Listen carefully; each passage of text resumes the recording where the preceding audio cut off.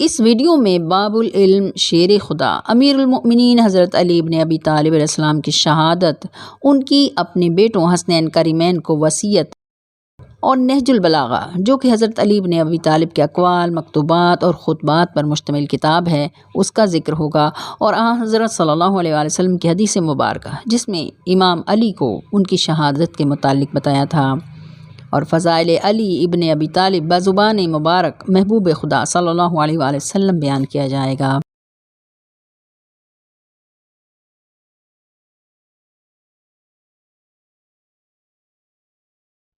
بسم اللہ الرحمن الرحیم، صلی اللہ تعالی علی حبیبہ محمد وآلہ وسلم۔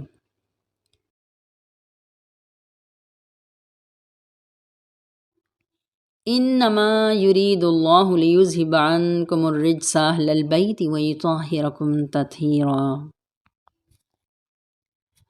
کتاب شرح مسند احمد بن حنبل اور فرائض الصمتین میں حدیث مبارکہ ہے کہ ایک مرتبہ حضرت صلی اللہ علیہ وآلہ وسلم مسجد نبوی میں تشریف فرما تھے، صحابہ کرام بھی ہمراہ تھے۔ انہوں نے حضرت صلی اللہ علیہ وآلہ وسلم سے پوچھا، اولو العزم پیغمبر کس طرح کے تھے؟ ایک سے زائد بار یہ سوال کیا گیا، آخرکار نبی مکرم نے ارشاد فرمایا، اولو العزم پیغمبروں کی صفات ایک شخص میں ہیں، اور وہ ہیں علی ابن ابی طالب علیہ السلام۔ جو شخص ارادہ کرے کہ وہ حضرت آدم علیہ السلام کی طرح علم، حضرت نوح علیہ السلام کا فہم، حضرت ابراہیم علیہ السلام کی طرح کا حلم، حضرت موسیٰ علیہ السلام کی ہیبت، حضرت یوسف علیہ السلام کا حسن، حضرت یحییٰ علیہ السلام کا زہد، اور حضرت عیسیٰ علیہ السلام کی عبادت اور میرے اخلاق دیکھنا چاہے تو وہ علی ابن ابی طالب کو دیکھ لے۔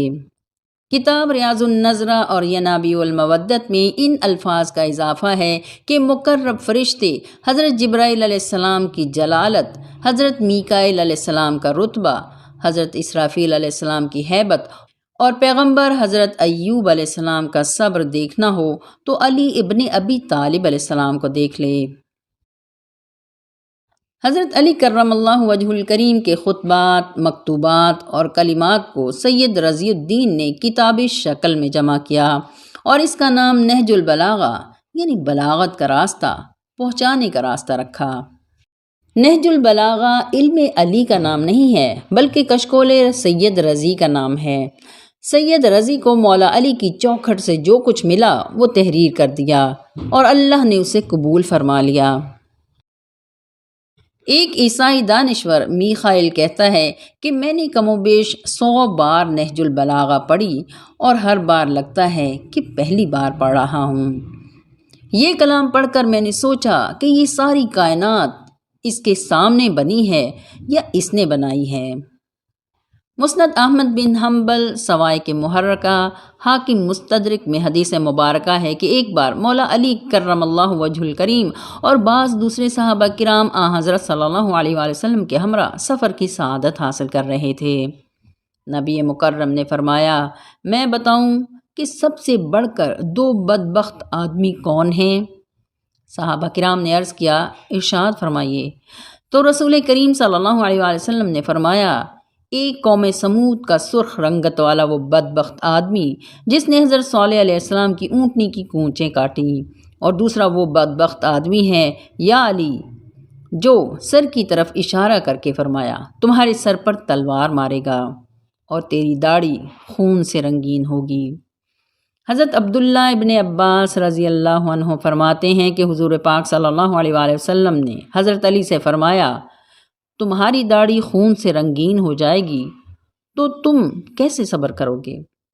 حضرت علی نے عرض کیا، جب ہونے والی میرے لیے ثابت ہو چکی ہے تو صبر کا مقام نہیں، بلکہ یہ تو خوشی اور بزرگی کا مقام ہے۔ روایت ہے کہ 17 رمضان المبارک 40 ہجری صبح بیدار ہو کر امیر المؤمنین مولا علی کرم اللہ وجہ الکریم نے اپنے بڑے صاحبزادے امام حسن مجتبیٰ سے فرمایا، رات میں نے خواب میں حضور نبی کریم صلی اللہ علیہ وآلہ وسلم سے شکایت کی ہے کہ آپ کی امت نے میرے ساتھ بے مروتی اور بے وفائی اختیار کی ہے، اور شدید تنازع پیدا ہو گیا ہے۔ اس کے جواب میں حضور پاک صلی اللہ علیہ وآلہ وسلم نے مجھ سے فرمایا کہ تم اللہ سے دعا کرو۔ چنانچہ میں نے اللہ کے حضور اس طرح دعا کی کہ یا اللہ، مجھے تو ان لوگوں سے بہتر لوگوں میں پہنچا دے اور میرے بجائے ان لوگوں کا ایسے شخص سے واسطہ ڈال دے جو مجھ سے بدتر ہو۔ مولا علی نے اپنے لیے دعا کی، یا اللہ، اہل کوفہ کی بے وفائی دیکھ کر میں تنگ آ گیا ہوں، یہ مجھ سے تنگ آ گئے ہیں، میں ان سے اکتا گیا ہوں، یہ مجھ سے اکتا گئے ہیں، لہٰذا مجھے ان سے بہتر قوم عطا کر دے اور انہیں مجھ سے بدتر حاکم دے اور ان کے دلوں کو یوں پگھلا دے جس طرح پانی میں نمک گھل جاتا ہے۔ روایت ہے کہ حضور پاک صلی اللہ علیہ وآلہ وسلم نے مولا علی کو ابو تراب کنیت عطا کی تھی اور آپ کو یہ کنیت بہت پسند تھی۔ حضور پاک صلی اللہ علیہ وآلہ وسلم کمال شفقت اور محبت سے مولا علی کو تا حیات ابو تراب کے لقب سے پکارتے رہے۔ ابو تراب کے معنی مٹی کا باپ ہے۔ سلسلہ عظیمیہ کے سربراہ الشیخ خواجہ شمس الدین عظیمی صاحب فرماتے ہیں کہ حضور پاک صلی اللہ علیہ وآلہ وسلم کی بارگاہ سے عطا ہونے والا لقب ابو تراب مولا علی کے اس درجے کی نشاندہی کر رہا ہے جہاں براہ راست اللہ کی تجلیات کا نزول ہوتا ہے، جہاں مٹی کے شعور کی کثافتیں موجود نہیں اور جہاں شیطانی وسواس کا گزر بھی ممکن نہیں ہے۔ یہ وہ درجہ ہوتا ہے جہاں اللہ کی نیابت اور خلافت کے اختیارات ہوتے ہیں۔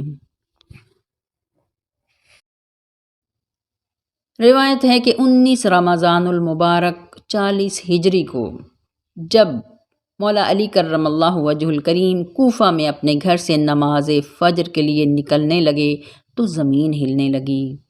آپ کی بیٹی سیدہ ام کلثوم نے کہا، بابا جان، زلزلہ؟ فرمایا، میں ابو تراب ہوں، تراب مجھے الوداع کہہ رہی ہے۔ سیدہ ام کلثوم نے بطخیں رکھی ہوئی تھیں، بطخیں آپ کے سامنے آ کر زور زور سے چلانے لگیں۔ سیدہ ام کلثوم ان کو ہٹانے لگیں تو امیر المؤمنین مولا علی نے فرمایا، ان کو چھوڑ دو، یہ نوحہ کر رہی ہیں۔ یہ سن کر سیدہ ام کلثوم بھی رونے لگیں تو آپ نے فرمایا، جو کچھ میں دیکھ رہا ہوں اگر تم دیکھتی تو ہرگز نہ روتی۔ پھر فرمایا، میں دیکھ رہا ہوں کہ فرشتوں کی جماعت اور انبیاء کرام اور حضور پاک صلی اللہ علیہ وآلہ وسلم تشریف لائے ہیں اور فرما رہے ہیں، یا علی، تمہیں بشارت ہو، تم اس حالت سے بہترین حالت کی طرف لوٹنے والے ہو۔ جب آپ گھر کے دروازے سے باہر نکلنے لگے تو دروازے کے چھید میں آ کر آپ کی قمیص کا دامن پھٹ گیا۔ پھر آپ مسجد تشریف لے گئے۔ مسجد میں ملعون ابن ملجم چھپا ہوا تھا۔ آپ مسجد میں داخل ہوئے اور اس کے قریب سے گزرے، پھر نماز فجر شروع کی۔ جب آپ سجدے کی حالت میں تھے تو قاتل ابن ملجم نے آپ پر زہر میں بجھی ہوئی تلوار کا وار کیا اور آپ کی پیشانی کان کی لو تک کٹ گئی۔ آپ شدید زخمی ہوئے اور فرمایا، فزت ورب الکعبہ، رب کعبہ کی قسم، میں کامیاب ہو گیا۔ ابن ملجم نے مولا علی کو سجدے میں ضرب لگائی۔ وہ نہ شیعہ تھا، نہ سنی تھا، نہ صوفی تھا، کون تھا؟ وہ صرف دہشت گرد تھا، اور دہشت گردوں کا کوئی مذہب نہیں ہوتا۔ ضربت لگنے کے بعد گھر آ کر آپ نے حسنین کریمین کو وصیت فرمائی۔ فرمایا، تم دونوں کو میری وصیت ہے کہ اللہ کا تقوی اختیار کرنا اور دنیا کے پیچھے نہ دوڑنا، اگرچہ دنیا تمہارے پیچھے دوڑے، دنیا کی کسی محرومی پر نہ کڑنا، حق کے لیے تمہاری زبان کھلے اور اجر ہی کے لیے تمہارا عمل ہو، ہمیشہ ظالم کے حریف اور مظلوم کے مددگار رہنا۔ بیت اللہ کے بارے میں فرمایا، میں تمہیں اللہ کے گھر کے بارے میں وصیت کرتا ہوں کہ جب تک جیتے رہنا اس سے دستبردار نہ ہونا۔ بیت اللہ سے بے پرواہی کرو گے تو تمہاری بھی کسی کو پرواہ نہ رہے گی۔ پھر وصیت فرمائی، جہاد فی سبیل اللہ، یعنی اللہ کی راہ میں اپنے مال سے، اپنی جان سے جہاد کرنا اور اپنی زبان اور عمل کو نا اتفاقی سے بچانا، ورنہ شریر دل کا شخص تمہارا حکمران بنا دیا جائے گا۔ پھر دعائیں کرو گے مگر قبول نہ ہوں گی۔ اپنے قاتل کے بارے میں حکم دیا، اولاد عبد المطلب، خبردار، میرے بدلے صرف میرے قاتل کو ہی قتل کرنا۔ دیکھو اگر میں اس کی ضرب سے مر جاؤں تو قاتل کو بھی ایسی ہی ایک ضرب سے مارنا، اس کی شکل نہ بگاڑی جائے، کیونکہ میں نے رسول اللہ صلی اللہ علیہ وآلہ وسلم سے سنا ہے، خبردار کسی کے ناک کان نہ کاٹو، اگرچہ وہ کاٹنے والا کتا ہی کیوں نہ ہو۔ 19 رمضان المبارک کو ملعون ابن ملجم کی تلوار کے گھاؤ کے نتیجے میں شدید زخمی ہونے کے بعد 21 رمضان المبارک کو باب العلم مولا کائنات مولا علی کرم اللہ وجہ الکریم شہید ہو گئے۔ اس دن زمین سے جس کنکر کو اٹھایا جاتا تھا اس کے نیچے تازہ خون پایا جاتا تھا۔ زید بن حسین سے روایت ہے کہ امیر المؤمنین مولا علی کی شہادت کی خبر کلثوم بن عمر کے ذریعے مدینہ پہنچی تو یہ خبر سن کر ساری مدینہ شہر میں کوہرام مچ گیا، کوئی آنکھ ایسی نہ تھی جو روئی نہ ہو۔ بالکل وہی منظر درپیش تھا جو رسول اللہ صلی اللہ علیہ وآلہ وسلم کی وفات کے دن دیکھا گیا۔ ابی حمزہ سے روایت ہے کہ مولا علی کی شہادت ہوئی تو امام حسن مجتبی سیاہ عمامہ باندھ کر تشریف لائے اور خطبے میں فرمایا، اے اہل عراق، کل تم میں ایک ایسا شخص موجود تھا جو رات کو شہید ہوا اور آج اللہ کے پاس پہنچ گیا، اور جس کے علم سے پہلے لوگ سبقت نہیں لے سکے اور پچھلے آنے والے اس تک نہیں پہنچ سکیں گے۔ جب نبی صلی اللہ علیہ وآلہ وسلم ان کو اکیلے یا فوج کا سردار بنا کر بھیجتے تھے تو جبرائیل ان کے دائیں طرف اور میکائیل ان کے بائیں طرف ہوا کرتے تھے، اور وہ بغیر فتح کے واپس نہیں آتے تھے۔ کوفہ میں آج بھی مولا علی کرم اللہ وجہ الکریم کا گھر اپنی اصلی حالت میں موجود ہے، جہاں پانی کا وہ کنواں بھی ہے جو اہل بیت کے استعمال میں رہا۔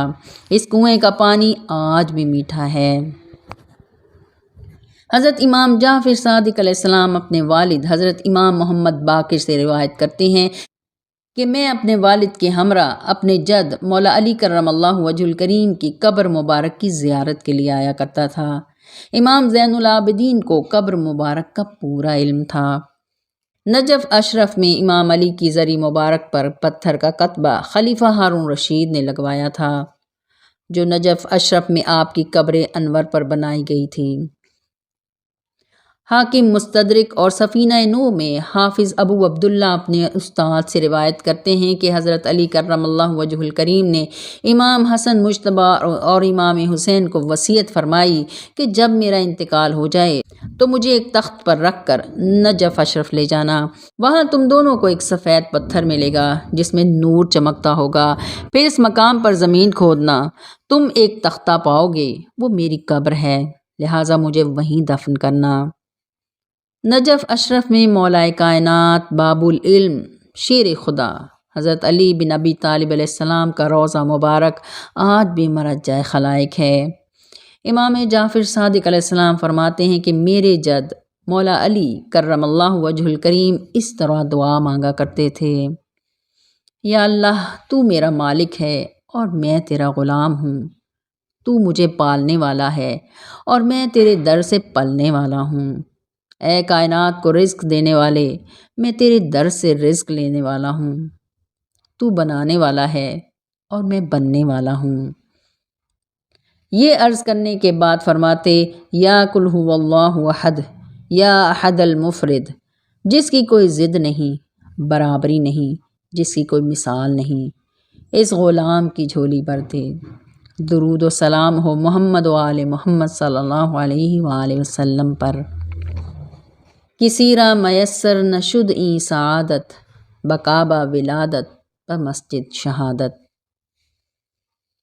اللہ تعالی ہم سب کو اہل بیت اطہار کا ذکر کرنے اور سننے کی توفیق عطا فرمائے، آمین یا رب العالمین، آمین۔